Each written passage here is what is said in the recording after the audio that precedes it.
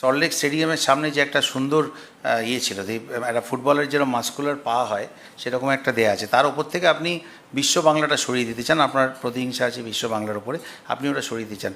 আরে ওটা সরিয়ে দিন, দিয়ে একটা ফুটবল রাখুন না, একটা গোল ফুটবল রাখুন। ফুটবলের নানা রকম সুন্দর সুন্দর ডিজাইনের ফুটবল আছে, একটা রাখুন।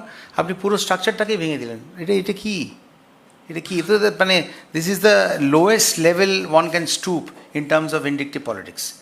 আর পোস্টপোল ভায়োলেন্স নিয়ে কি হচ্ছে, পোস্টপোল ভায়োলেন্স নিয়ে আপনারা অনেক কিছু বলতে পারেন, কিন্তু অ্যাট দ্য সেম টাইম আমি সত্যি কথাই বলবো, কিছু মনে করবেন না, মিডিয়া কিন্তু রিপোর্ট দেখাচ্ছে না, মিডিয়া দেখাচ্ছে না, বিশেষ কয়েকটি চ্যানেল কিন্তু একদমই দেখাচ্ছে না।